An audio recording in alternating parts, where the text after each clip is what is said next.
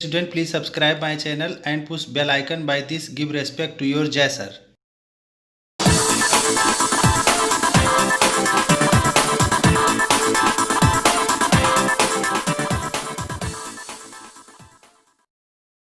Hello my dear student and friend, आज की हमारी टॉपिक है Bohr's model for hydrogen atom.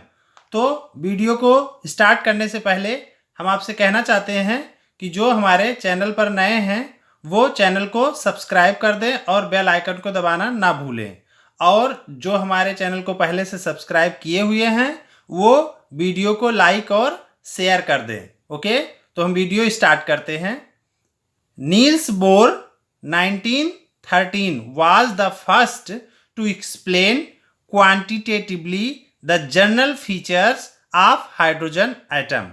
Niels Bohr 1913 में ये पहले जो है साइंटिस्ट थे, इन्होंने एक्सप्लेन किया क्वांटिटेटिवली मात्रात्मक रूप से द जनरल फीचर्स, बिल्कुल सामान्य जो उसके कैरेक्टर्स थे, लक्षण थे ऑफ हाइड्रोजन एटम के, और स्ट्रक्चर हाइड्रोजन एटम स्ट्रक्चर के, एंड इट्स स्पेक्ट्रम और उसके स्पेक्ट्रम के बारे में भी।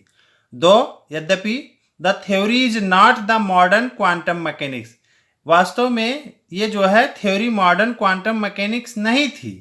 It can still be used to rationalize many points in the atomic structure, but इसका हम जो है बहुत सारे चीज़ों में यूज कर सकते थे मॉडर्न एटॉमिक स्ट्रक्चर बताने के लिए और स्पेक्ट्रा बताने के लिए।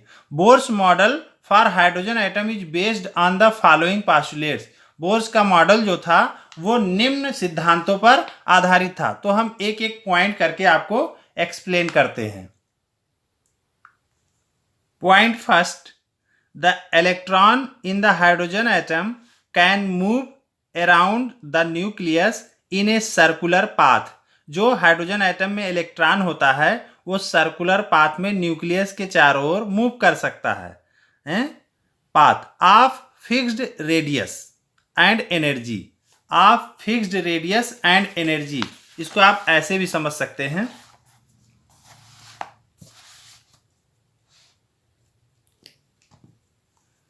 ये जो है न्यूक्लियस हो गया, इसके चारों ओर इलेक्ट्रॉन ऐसे मूव कर रहा है इस तरह से। तो इलेक्ट्रॉन यहाँ पर है, ये मूव कर रहा है, तो इसकी एनर्जी क्या हो गई, फिक्स है, और ये सर्कुलर पाथ है। ओके, यही यहाँ पर बताना चाहते हैं। पॉइंट फर्स्ट आपको क्लियर हो गया। The electron in the hydrogen atom can move around the nucleus in a circular path of fixed radius, radius भी आपने देखा उसकी फिक्स थी, and energy. These paths are called orbit, इनको ऑर्बिट्स कहते हैं। ये इन पाथ्स को ऑर्बिट बोलते हैं। ये ऑर्बिट कह सकते हैं, इसे सेल कह सकते हैं, एनर्जी लेवल कहते हैं, KLMN कहते हैं, n = 1 2 3 भी कहते हैं। इतना इसको रिप्रेजेंट किया जाता है। These paths are called orbit. Stationary states और allowed energy states, stationary states और अलाउड एनर्जी स्टेट्स, इसको स्टेशनरी स्टेट्स भी कहते हैं। मतलब यहाँ स्टेशनरी स्टेट्स जो लिखा हुआ है इसका मतलब ये नहीं कि इलेक्ट्रॉन मूव नहीं करते। ये जो है ये स्टेशनरी है, ये इसकी ये पोजीशन स्टेशनरी है, ठीक है, ये सेल स्टेशनरी है, और इसमें इलेक्ट्रॉन मूव करेंगे, इसमें कंफ्यूज ना होइएगा। ये सेल स्टेशनरी है लेकिन इलेक्ट्रॉन मूव करते हैं, तो इसे एनर्जी लेवल भी बोलते हैं। तो स्टेशनरी स्टेट और allowed energy states, these orbits are arranged concentrically, okay, around the nucleus. ये कॉन्सेंट्रिकली क्या होता है, कॉन्सेंट्रिकली होता है कि न्यूक्लियस के चारों ओर जो ये रिंग्स बन रही हैं ऐसे बनाते जाएं, तो इन सब का जो केंद्र होगा, सेंटर होगा, वो यही पॉइंट होगा, इसीलिए इसे कंसेंट्रिक बोलते हैं। ये रिंग्स ऐसी रिंग्स जिन सब के सेंटर जो है एक ही हो, तो उसे कंसेंट्रिक रिंग बोलते हैं। तो ये भी तो जो है कंसेंट्रिकली अरेंज्ड है, माने सभी का सेंटर यही है। तो चाहे जितने इसे रिंग्स बन रहे हैं, ऑर्बिट बन रही, लेकिन सबका सेंटर यही होने की वजह से इसे कंसेंट्रिकली अरेंज्ड बोलते हैं। Okay, around the nucleus. तो point first clear. Second point, the energy of an electron in the orbit does not change with time. Second point ये भी ध्यान देना है आपको कि जो एनर्जी है, एक एग्जाम्पल लें कि ऐसे बोल दें हम, कुछ इसमें इसका इससे संबंध नहीं लेकिन फिर भी हम बता रहे हैं कि जैसे 50 इसकी एनर्जी है, इसकी 60 है, तो ये 50 है तो ये फिक्स रहेगी, ये कभी 45, कभी 25, कभी 20, कभी 15 ऐसे नहीं होगी, ये फिक्स रहेगी। ऐसे इसका है जो वो भी फिक्स रहेगा, तो ये घटती बढ़ती नहीं रहती है। The energy of an electron in the orbit not change with the time. Energy of an electron in the orbit does not change with time. However, अब यहाँ पर ये देखिए, जैसे ये एनर्जी इसकी फिक्स हो गई, 50 है, इसकी 60 है, तो इसमें 50 एनर्जी वाला इलेक्ट्रॉन घूम रहा है, इसमें 60 एनर्जी वाला इलेक्ट्रॉन घूम रहा है। लेकिन आप ये भी तो जानते हो कि इलेक्ट्रॉन यहाँ से यहाँ आते हैं और इलेक्ट्रॉन यहाँ से यहाँ आते हैं, तो ये हायर एनर्जी लेवल है, ये लोअर एनर्जी लेवल है। तो जब हायर एनर्जी लेवल का इलेक्ट्रॉन लोअर में आएगा तो अपनी एनर्जी निकाल देगा, और जब यहाँ से जो है लोअर से हायर में जाएगा तो वो एनर्जी लेगा, तब इसमें एनर्जी में बदलाव होगा। इलेक्ट्रॉन की एनर्जी में तभी बदलाव होगा जब वो हायर से लोअर एनर्जी में आएगा या लोअर से हायर में जाएगा। Okay, however, the electron will move from lower stationary state to a higher stationary state. आप जानते हैं कि इलेक्ट्रॉन लोअर से हायर, हायर से लोअर में चलता है। When required amount of energy is absorbed, कह रहा है कि जब जो है लोअर से हायर में जाएगा तो जितनी उसको एनर्जी की जरूरत है उतना वो एब्जॉर्ब कर लेगा, तभी जाएगा। तो बाय द इलेक्ट्रॉन और energy emitted when electron move from higher energy state to lower state. ये पहले ही बता चुके हैं कि जब वो हायर से लोअर में आएगा तो एनर्जी इमिट करेगा, और जो है लोअर से हायर में जाएगा तो एनर्जी एब्जॉर्ब करेगा। When electron move from higher stationary state to lower stationary state. Okay, equation, the energy change does not take place in a continuous manner. अब आप पिछले वीडियो में हमारे जान ही चुके हैं कि कॉन्टिन्यूअस और लाइन क्या होता है, तो यहाँ पर वही चीज संबंध है उसी से। यहाँ पर एनर्जी जो है does not take place in a continuous manner, ठीक है, यहाँ पर एनर्जी नहीं पाई जाती है in a continuous manner, continuous manner में नहीं पाई जाती, इसीलिए लाइन स्पेक्ट्रम बनते हैं। ओके, तो ये जो है पॉइंट आपका सेकेंड था जो क्लियर हो गया होगा। अब थर्ड पॉइंट बताएंगे। The frequency of radiation absorbed और इमिटेड व्हेन ट्रांजिशन अकर्स। अब ये ट्रांजिशन अकर्स क्या है कि ट्रांजिशन जब जो है कोई इलेक्ट्रॉन यहाँ से यहाँ आएगा तो एक ट्रांजिशन ये हो गया, या इलेक्ट्रॉन यहाँ से यहाँ आ रहा है तो ट्रांजिशन हो गया, तो ये ट्रांजिशन अकर्स। ट्रांजिशन समझ गए कि ट्रांजिशन क्या पाया जा रहा है। ट्रांजिशन ये इलेक्ट्रॉन का लोअर से हायर में जाना या इलेक्ट्रॉन का हायर से लोअर में आना, इसी को ट्रांजिशन बोलते हैं। तो the frequency of radiation absorbed और emitted when transition occurs between two stationary state, इसी को स्टेशनरी स्टेट बोलते हैं। Okay, the differ in energy by delta E. अब एक मान लिया गया वैल्यू कि ये दोनों स्टेट के बीच में जो एनर्जी का अंतर है वो है डेल्टा ई, ठीक है। तो इस तरह से डेल्टा ई एनर्जी का अंतर है। अच्छा, अब उसके बाद जो है एक फार्मूला इससे बन रहा है, आप जानते हैं जो है यहाँ पर कि ये new equal delta E upon H. Okay, तो डेल्टा ई क्या है? डेल्टा ई है इन दोनों में एनर्जी का अंतर। जैसे इसको मान लिया E1 एनर्जी, ओके, ये E1 एनर्जी हो गया, और इसको मान लिया E2 एनर्जी, तो ये ज़्यादा एनर्जी वाला है और ये कम एनर्जी वाला है, तो क्या हो जाएगा E2 माइनस E1। ओके, तो ये E2 माइनस E1 ये क्या हो जाएगा डेल्टा ई। तो डेल्टा ई कितना अंतर आया डेल्टा ई। ओके, तो वही चीज यहां लिखा हुआ है कि nu equal delta E upon h, और डेल्टा ई क्या है E2 minus E1 upon h. Clear? Where E1 and E2 are the energies of the lower and higher. ये E1 एंड E2 ये लोअर की और ये हायर की है, दोनों में ये डिफरेंस है। Energies of the lower and higher allowed energy state respectively. This expression is commonly known as Bohr's frequency rule. इस थर्ड वाले पॉइंट में इस एक्सप्रेशन को बोर्स फ्रीक्वेंसी रूल के नाम से भी जाना जाता है। ये पॉइंट थर्ड था। अब हम आपको पॉइंट फोर्थ बताएंगे। Fourth point, the angular momentum of an electron in a given stationary state can be expressed as in equation. अब ये angular momentum of an electron in a given stationary state, अब ये यहां पर आप देखिए कि जैसे ये इलेक्ट्रॉन है, ये इलेक्ट्रॉन है, इसका एंगुलर मोमेंटम देखें तो इस इलेक्ट्रॉन का जो मास होगा वो m, और इसकी इधर की ओर जो वेलोसिटी है वो v। ठीक है, तो ये m हो गया, ये v हो गया, और इस इलेक्ट्रॉन की यहां से रेडियस r। तो एंगुलर मोमेंटम क्या बन रहा है, इस तरह से इसका चलने वाला मोमेंटम क्या बन रहा है, mvr। mvr इसका जो है वो बन रहा है एंगुलर मोमेंटम। तो the angular momentum of an electron in a given stationary state can be expressed as in equation mvr। ये ई क्या लगा है इलेक्ट्रॉन के लिए, तो mvr इक्वल, ये जो है इलेक्ट्रॉन तभी घूम सकता है जब इसकी वैल्यू h/2π के बराबर हो। तो ये h/2π के आगे n क्या लगा हुआ, n मतलब आप कौन सी सेल की बात कर रहे हैं, पहली या दूसरी या तीसरी या चौथी, जिस सेल की बात कर रहे होंगे उसकी यहाँ पर वैल्यू देना पड़ेगा n की, इसीलिए लिखा है n इक्वल 1 2 3 ... तो mvr ये एंगुलर मोमेंटम होता है। इसको पा करके जो है h/2π को ये जब पा जाएगा तभी ये यहाँ मूव करता है। तो इसकी जो है mvr nh/2π, n क्लियर हो गया होगा आपको।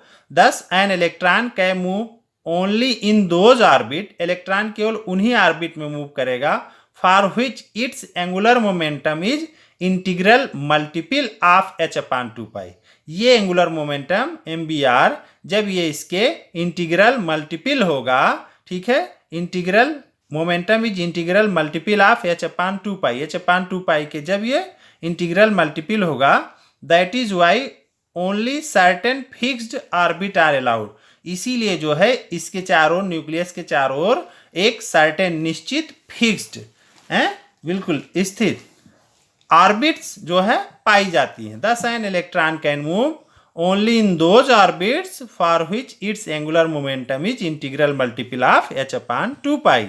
That is why only certain fixed orbits are allowed. Okay, आगे, the details regarding the deviation of energies of the stationary state used by Bohr's are quite complicated and will be discussed in higher classes. Okay, तो ये हम आपको बता रहे हैं। The details regarding the derivation of energies, जो derivation है energies की, ठीक है, किसके जो है बोर्स के इसमें हाइड्रोजन आइटम के लिए जो मॉडल बनाया है उसकी एनर्जी का जो डिटेल में डेरिवेशन है वो बहुत ही कॉम्प्लिकेटेड है, तो इसलिए उसका यहाँ जिक्र नहीं किया जा रहा है, उसको हायर क्लासेज में देखा जाएगा। The detail regarding the derivation of energies of the stationary state used by Bohr's are quite complicated, ये थोड़ा कॉम्प्लिकेटेड है, and will be discussed in higher classes, उसको हायर क्लासेज में डिस्कस करेंगे। हाउएवर, फिर भी जो है according to Bohr's theory for hydrogen atom, जो यहाँ पर आगे दिया जा रहा है बोर के अनुसार जो हाइड्रोजन आइटम की कुछ पॉइंट्स हैं, थ्योरीज हैं, वो क्या हैं। पहला, the stationary states for electrons are numbered n equal 1 2 3। जो स्टेशनरी स्टेट्स है इन्होंने कहा इसको नंबर दे दीजिए n इक्वल 1 2 3। तो जैसे ये पहली है तो n इक्वल 1 हो जाएगा, दूसरी है तो n इक्वल 2 हो जाएगा, इसको k भी बोलते हैं, l भी बोलते हैं। Okay, the stationary state for electrons are numbered n equal 1 2 3 ... these integral numbers are known as principal quantum number. इनको प्रिंसिपल क्वांटम नंबर से भी जो है रिप्रेजेंट करते हैं। एक प्रिंसिपल क्वांटम नंबर ये फर्स्ट हो गया, ये प्रिंसिपल क्वांटम नंबर सेकंड हो गया, ऐसे प्रिंसिपल क्वांटम नंबर थर्ड हो जाएगा। ठीक है, तो इनको प्रिंसिपल क्वांटम नंबर भी बोलते हैं। ये क्वांटम नंबर क्या होते हैं? क्वांटम नंबर जो है इलेक्ट्रॉन का मेलिंग एड्रेस होता है, माने जो है इलेक्ट्रॉन का पता लगाना हो तो क्वांटम नंबर अगर आप जानते हैं तो इलेक्ट्रॉन का पता चल जाएगा। तो क्वांटम नंबर इलेक्ट्रॉन का एड्रेस बताते हैं। तो these integral numbers are known as principal quantum numbers. ये क्वांटम नंबर और भी बहुत सारे होते हैं, लेकिन यहाँ पर प्रिंसिपल की ही बात की गई है। आगे हम लोग क्वांटम नंबर के बारे में डिटेल में पढ़ेंगे। सेकेंड पॉइंट है the radii of the stationary state are expressed as. जो स्टेशनरी स्टेट की रेडियाई है उसको एक्सप्रेस करते हैं आर। अब यहाँ पर ये जो यन दिया हुआ है, ये यन की कौन सी मतलब वैल्यू 1 रखेंगे 2 रखेंगे, तो उस तरह से यहाँ पर आपको 1 2 3 4 जिस स्टेट की रेडियाई निकालनी होगी उसकी वैल्यू यहाँ रखना पड़ेगा। ओके, तो r n equal n square a naught where a naught equal 52.9 picometre. Thus the radius of the first stationary state called the Bohr's orbit. Okay, तो इसको क्लियर करिए।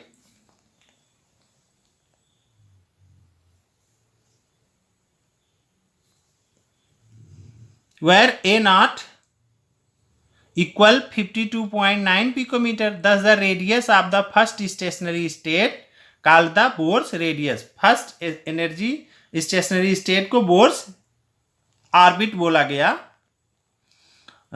तो is 52.9 picometre. Normally the electron in the hydrogen atom is found in this orbit, that is n equal 1। As n increases the value of r will increase. अब ये clear करिए, ये orbit जितना हम बढ़ाते जाएंगे तो ये देखिए n अगर हम बढ़ाते जा रहे हैं तो इसकी रेडियस भी देखिए, यहाँ दूसरी, ठीक है। तो इस तरह से अलग अलग हमको मिलती जाएगी। जितना ज़्यादा हम n बढ़ाते जाएंगे रेडियस भी चेंज होती जाएगी। तो ये क्लियर हुआ। इसको एक बार फिर से देख लीजिए। The radii of the stationary state are expressed as r n equal n square a naught, where a naught equal 52.9 picometer. Thus the radius of the first stationary state called the Bohr's orbit. इसको first जो है state को क्या बोलते हैं? First energy state को, stationary state को bourse orbit बोलते हैं। Is 52.9 picometre. इसकी वैल्यू होती है 52.9 picometre. Normally the electron in the hydrogen atom is found in this orbit. अधिकतर जो देखा गया है वो इसी ऑर्बिट में हाइड्रोजन एटम का इलेक्ट्रॉन होता है, क्योंकि उसमें 1 ही इलेक्ट्रॉन होता है तो और ज़्यादा ऑर्बिट की विशेष जरूरत नहीं है। Normally the electron in the hydrogen atom is found in this orbit, that is n equal 1 में ही पाए जाते हैं। As n increases the value of r will increase. In other words, the electron will be present away from the nucleus. तो वही चीज कि यहाँ पर जो है न्यूक्लियस से जितना ज़्यादा हम जो है सेल को बढ़ाते जाएंगे रेडियस भी उतनी ज़्यादा बढ़ती जाएगी और इलेक्ट्रॉन न्यूक्लियस से उतना ही दूर होता जाएगा। ओके, तो ये पॉइंट भी आपको क्लियर हो गया। अब हम आपको सी पॉइंट इसका बता रहे हैं।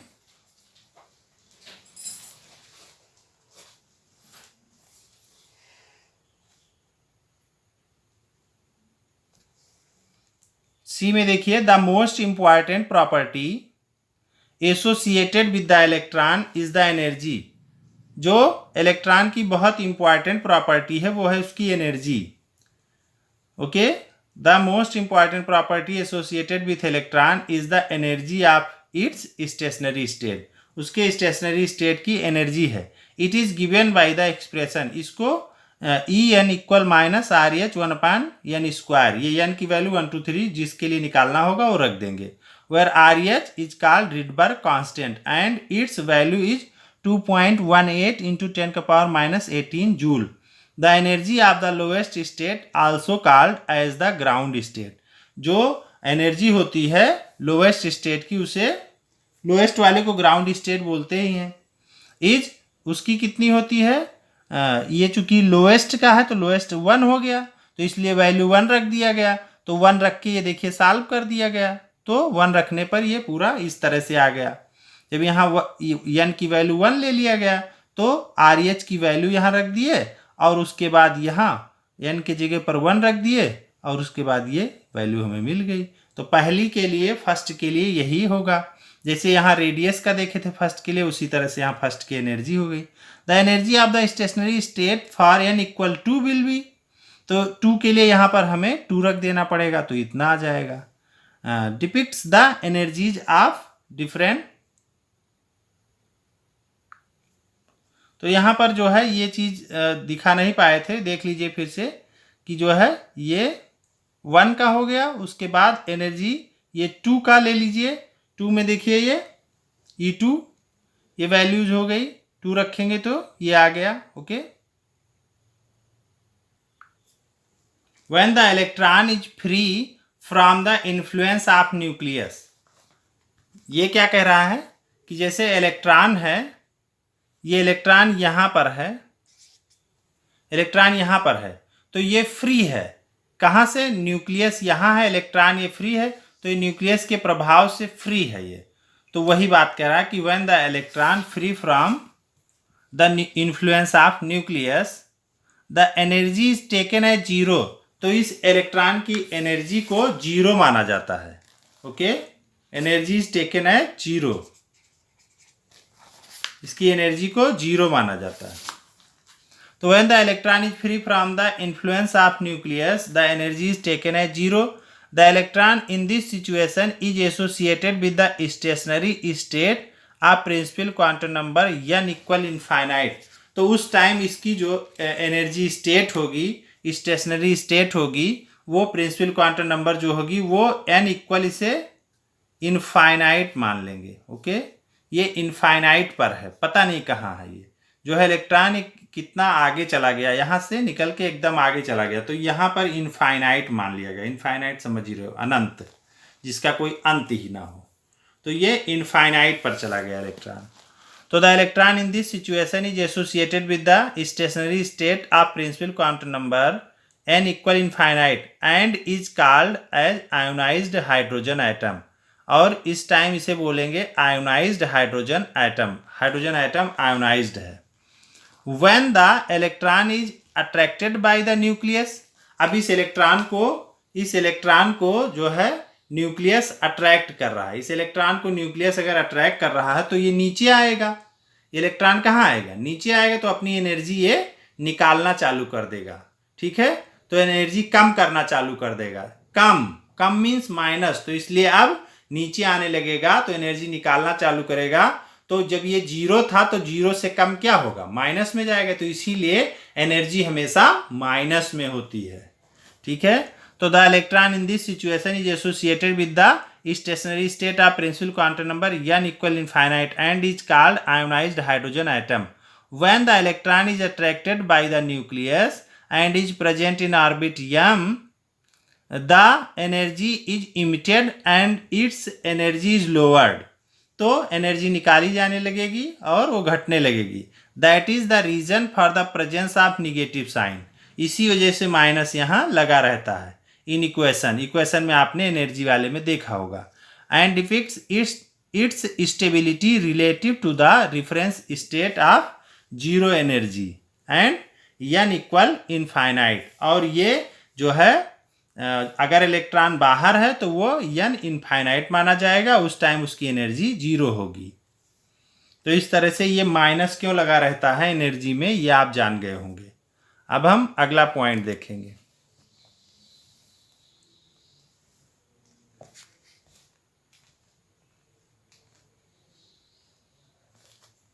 अगला पॉइंट है हमारा Bohr's theory can also be applied to the ions containing only one electron।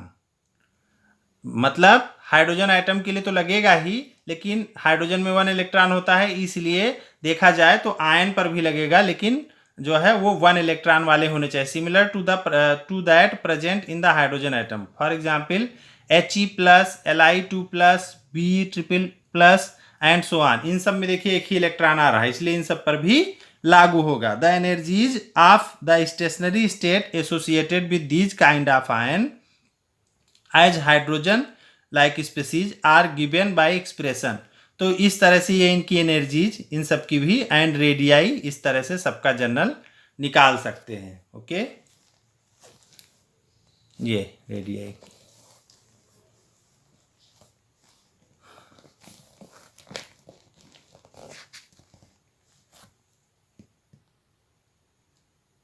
where Z is the atomic number and has values 2, 3, okay, helium and lithium। 2 होगा हीलियम, 3 है lithium item respectively. From the above equation it is evident that, ऊपर के equation से ये सबूत मिल रहा है कि the value of energy become more negative, energy की वैल्यू बहुत ज़्यादा निगेटिव हो जाएगी, and that of radius become smaller. जितना ज़्यादा रेडियस घटाते जाएंगे उतना ज़्यादा एनर्जी उसकी बहुत कम होती जाएगी। विथ इंक्रीज जो है माइनस में वो जाती रहेगी एनर्जी उसकी। With the increase of Z, आगे देख लीजिए negative, and that of radius become smaller with increase of Z. Z बढ़ाते जाएंगे तो रेडियस उसकी घटती जाएगी। This means that electron will be tightly bound to the nucleus. इसका मतलब ये हुआ इलेक्ट्रॉन जो है न्यूक्लियस से टाइटली बाउंड रहेगा। ई point, it is also possible to calculate the velocity of electron. ये संभव है कि जो है वेलोसिटी इलेक्ट्रॉन की कैलकुलेट किया जाए मूविंग इन दीज ऑर्बिट, इस ऑर्बिट में जो इलेक्ट्रॉन मूव कर रहा है। Although the precise equation is not given here, लेकिन यहाँ पर कोई ऐसा बढ़िया इक्वेशन नहीं दिया गया है जिससे ऐसा कैलकुलेशन हो सके। Qualitatively the magnitude of velocity of electron increases with increase of positive charge. ऐसा देखा गया है कि पॉजिटिव चार्ज बढ़ने से जो इलेक्ट्रॉन की जो है मैग्नीट्यूड ऑफ वेलोसिटी है वो इंक्रीज करती है। The magnitude of velocity of electron increases with increase of positive charge. जितना पॉजिटिव चार्ज न्यूक्लियस में बढ़ते जाएंगे ओके, उतना ही जो है उसकी मैग्नीट्यूड ऑफ वेलोसिटी बढ़ती जाएगी on the nucleus and decrease with increase of principal quantum number. और प्रिंसिपल क्वांटम नंबर को घटाते जाएंगे तो वो जो है प्रिंसिपल क्वांटम नंबर को बढ़ाते जाएंगे तो वो डिक्रीज होती जाएगी। Okay, decrease with increase of principal quantum number, और वैल्यू घट जाएगी जब प्रिंसिपल क्वांटम नंबर को बढ़ाएंगे।